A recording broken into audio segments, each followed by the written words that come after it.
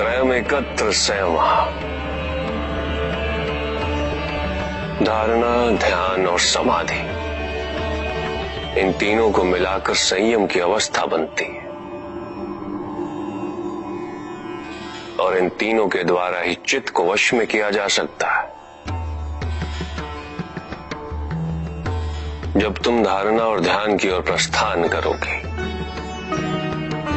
तो चित्त में विक्षेप का उदय होगा और विक्षेप से मुक्ति के लिए तुम्हें चित्त को एक स्थान पर स्थिर करने का प्रयत्न करना होगा।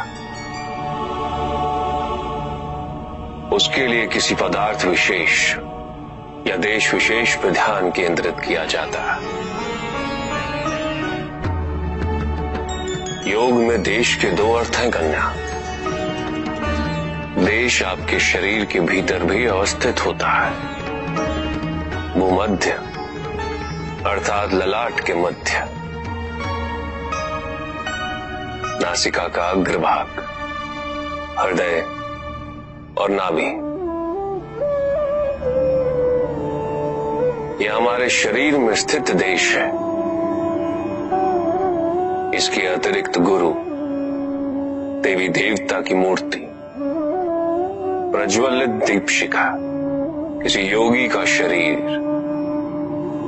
ओमकार जैसी ध्वनि के आलंबनों को भी योग में देश कहते हैं।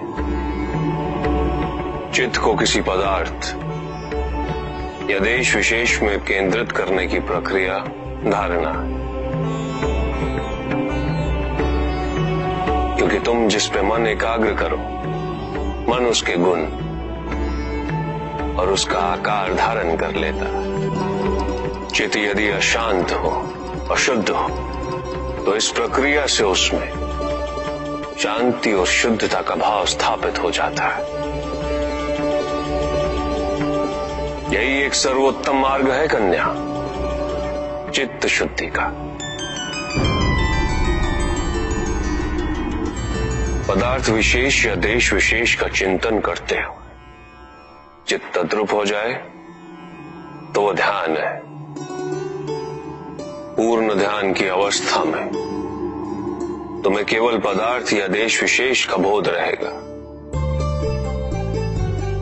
और कोई भी विचार, कोई भी चिंता तुम्हारे मन में स्थान नहीं पाएगी। चित्त की अवस्था धारणा से आरंभ होकर ध्यान की अवस्था से आगे बढ़ते हो समाधि में जाकर पूर्णता को प्राप्त होती है। जब साधक को मैं की अनुभूति न रहे और ये भी अनुभूति न रहे कि कुछ अनुभव किया जा रहा है, जब वो परम शून्य में विलीन हो जाए और इस विलीनता का उसे आभास भी ना हो, तो ये परम समाधि की अवस्था होती है।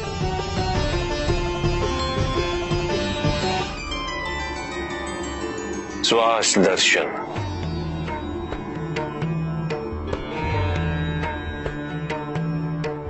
उचित मुद्रा में बैठो कन्या और नेत्र बंद करो और सबसे पहले अपने ध्यान को श्वास के साथ यात्रा करने दो।